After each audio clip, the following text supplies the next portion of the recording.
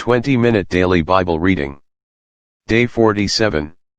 Today's reading: Leviticus 26-27. Acts 23. Leviticus 26.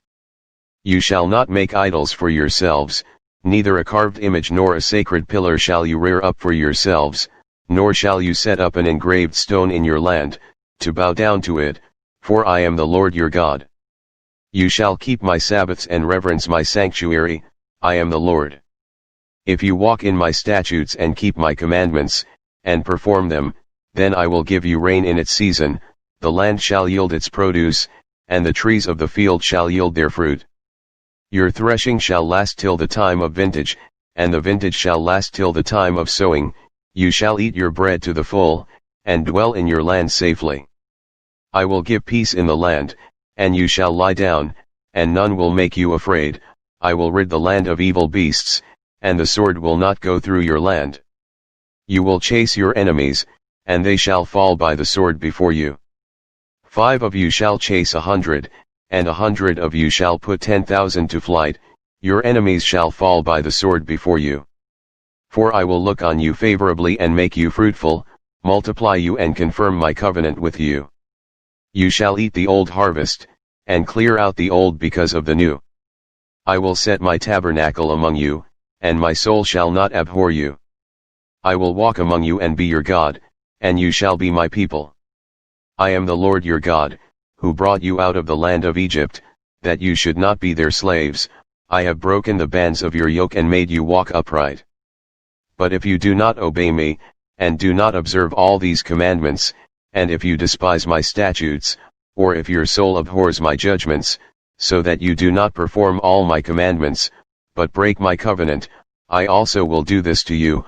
I will even appoint terror over you, wasting disease and fever which shall consume the eyes and cause sorrow of heart. And you shall sow your seed in vain, for your enemies shall eat it. I will set my face against you, and you shall be defeated by your enemies. Those who hate you shall reign over you, and you shall flee when no one pursues you. And after all this, if you do not obey me, then I will punish you 7 times more for your sins. I will break the pride of your power. I will make your heavens like iron and your earth like bronze. And your strength shall be spent in vain, for your land shall not yield its produce, nor shall the trees of the land yield their fruit. Then, if you walk contrary to me, and are not willing to obey me, I will bring on you 7 times more plagues, according to your sins. I will also send wild beasts among you, which shall rob you of your children, destroy your livestock, and make you few in number, and your highways shall be desolate.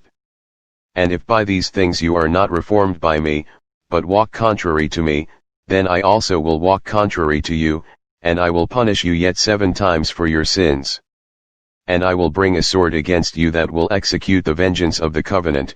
When you are gathered together within your cities I will send pestilence among you, and you shall be delivered into the hand of the enemy. When I have cut off your supply of bread, 10 women shall bake your bread in one oven, and they shall bring back your bread by weight, and you shall eat and not be satisfied. And after all this, if you do not obey me, but walk contrary to me, then I also will walk contrary to you in fury, and I, even I, will chastise you 7 times for your sins. You shall eat the flesh of your sons, and you shall eat the flesh of your daughters. I will destroy your high places, cut down your incense altars, and cast your carcasses on the lifeless forms of your idols, and my soul shall abhor you. I will lay your cities waste and bring your sanctuaries to desolation, and I will not smell the fragrance of your sweet aromas. I will bring the land to desolation, and your enemies who dwell in it shall be astonished at it. I will scatter you among the nations and draw out a sword after you. Your land shall be desolate and your cities waste. Then the land shall enjoy its Sabbaths as long as it lies desolate and you are in your enemy's land. Then the land shall rest and enjoy its Sabbaths. As long as it lies desolate it shall rest, for the time it did not rest on your Sabbaths when you dwelt in it. And as for those of you who are left, I will send faintness into their hearts in the lands of their enemies. The sound of a shaken leaf shall cause them to flee. They shall flee as though fleeing from a sword, and they shall fall when no one pursues. They shall stumble over one another, as it were before a sword, when no one pursues, and you shall have no power to stand before your enemies. You shall perish among the nations, and the land of your enemies shall eat you up. And those of you who are left shall waste away in their iniquity in your enemies' lands, also in their fathers' iniquities, which are with them, they shall waste away. But if they confess their iniquity and the iniquity of their fathers, with their unfaithfulness in which they were unfaithful to me, and that they also have walked contrary to me, and that I also have walked contrary to them and have brought them into the land of their enemies, if their uncircumcised hearts are humbled, and they accept their guilt, then I will remember my covenant with Jacob, and my covenant with Isaac and my covenant with Abraham I will remember the land. The land also shall be left empty by them, and will enjoy its Sabbaths while it lies desolate without them. They will accept their guilt, because they despised my judgments and because their soul abhorred my statutes. Yet for all that, when they are in the land of their enemies, I will not cast them away, nor shall I abhor them, to utterly destroy them and break my covenant with them, for I am the Lord their God. But for their sake I will remember the covenant of their ancestors, whom I brought out of the land of Egypt in the sight of the nations, that I might be their God. I am the Lord. These are the statutes and judgments and laws which the Lord made between himself and the children of Israel on Mount Sinai by the hand of Moses. Chapter 27. Now the Lord spoke to Moses, saying, Speak to the children of Israel, and say to them, When a man consecrates by a vow certain persons to the Lord, according to your valuation, if your valuation is of a male from 20 years old up to 60 years old, then your valuation shall be 50 shekels of silver, according to the shekel of the sanctuary. If it is a female, then your valuation shall be 30 shekels, and if from 5 years old up to 20 years old, then your valuation for a male shall be 20 shekels, and for a female 10 shekels, and if from a month old up to 5 years old, then your valuation for a male shall be 5 shekels of silver, and for a female your valuation shall be 3 shekels of silver, and if from 60 years old and above, if it is a male, then your valuation shall be 15 shekels, and for a female 10 shekels. But if he is too poor to pay your valuation, then he shall present himself before the priest, and the priest shall set a value for him, according to the ability of him who vowed. The priest shall value him. If it is an animal that men may bring as an offering to the Lord, all that anyone gives to the Lord shall be holy. He shall not substitute it or exchange it, good for bad or bad for good, and if he at all exchanges animal for animal, then both it and the one exchanged for it shall be holy. If it is an unclean animal which they do not offer as a sacrifice to the Lord, then he shall present the animal before the priest, and the priest shall set a value for it, whether it is good or bad, as you, the priest, value it, so it shall be. But if he wants at all to redeem it, then he must add 1/5 to your valuation. And when a man dedicates his house to be holy to the Lord, then the priest shall set a value for it, whether it is good or bad, as the priest values it, so it shall stand. If he who dedicated it wants to redeem his house, then he must add 1/5 of the money of your valuation to it, and it shall be his. If a man dedicates to the Lord part of a field of his possession, then your valuation shall be according to the seed for it.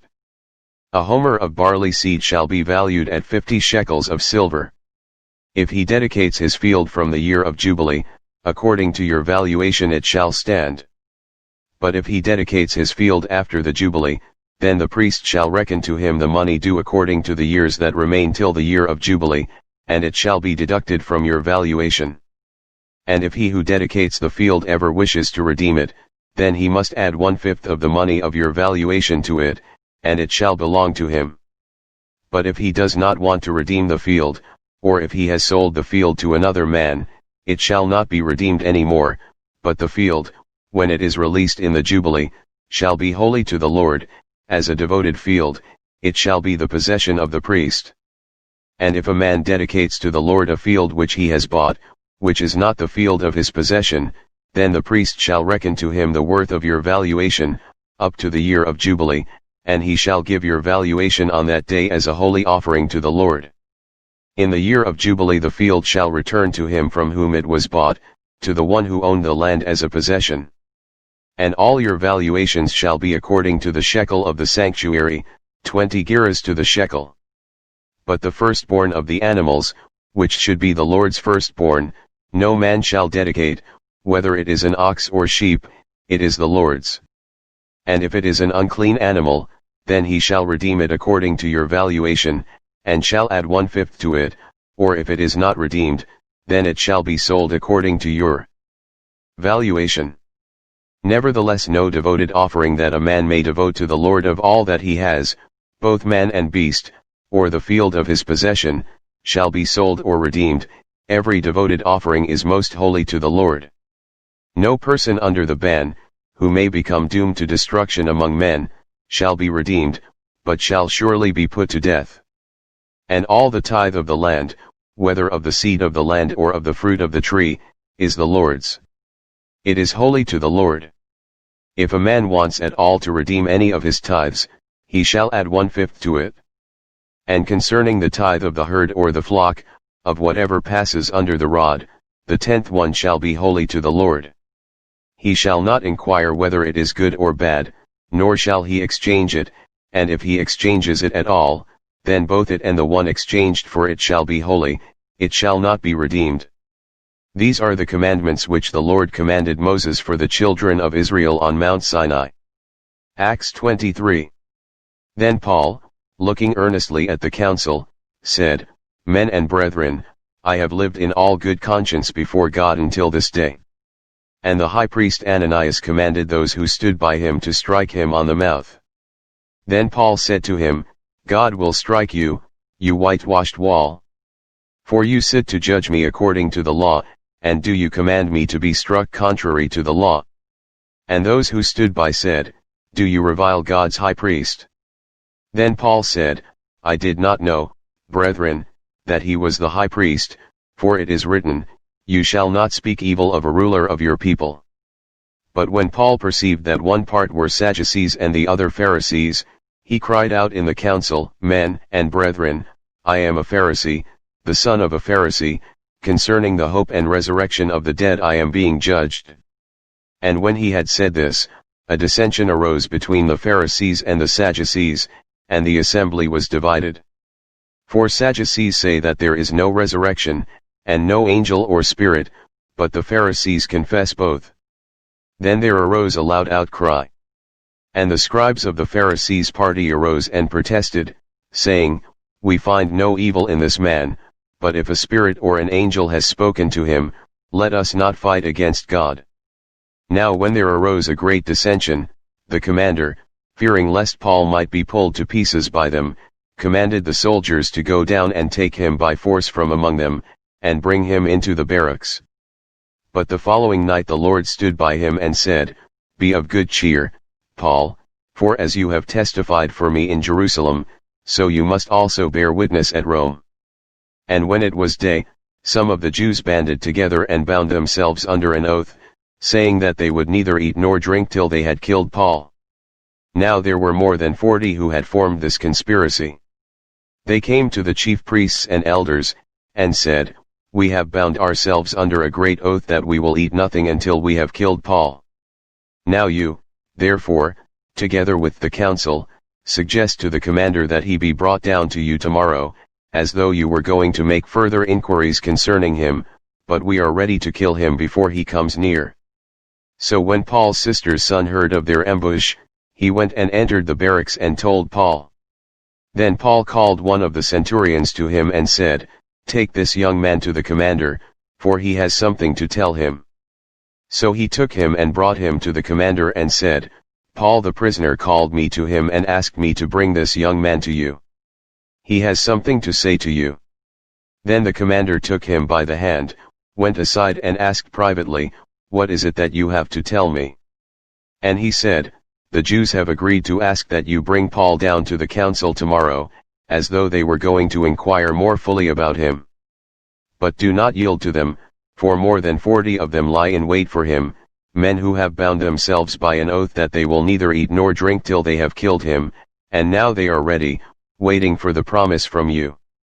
So the commander let the young man depart, and commanded him, "Tell no one that you have revealed these things to me." And he called for 2 centurions, saying, "Prepare 200 soldiers, 70 horsemen, and 200 spearmen to go to Caesarea at the 3rd hour of the night, and provide mounts to set Paul on, and bring him safely to Felix the governor." He wrote a letter in the following manner: "Claudius Lysias, to the most excellent governor Felix, greetings. This man was seized by the Jews and was about to be killed by them. Coming with the troops I rescued him, having learned that he was a Roman. And when I wanted to know the reason they accused him, I brought him before their council. I found out that he was accused concerning questions of their law, but had nothing charged against him deserving of death or chains. And when it was told me that the Jews lay in wait for the man, I sent him immediately to you, and also commanded his accusers to state before you the charges against him. Farewell." Then the soldiers, as they were commanded, took Paul and brought him by night to Antipatris. The next day they left the horsemen to go on with him, and returned to the barracks. When they came to Caesarea and had delivered the letter to the governor, they also presented Paul to him. And when the governor had read it, he asked what province he was from. And when he understood that he was from Cilicia, he said, "I will hear you when your accusers also have come." And he commanded him to be kept in Herod's praetorium.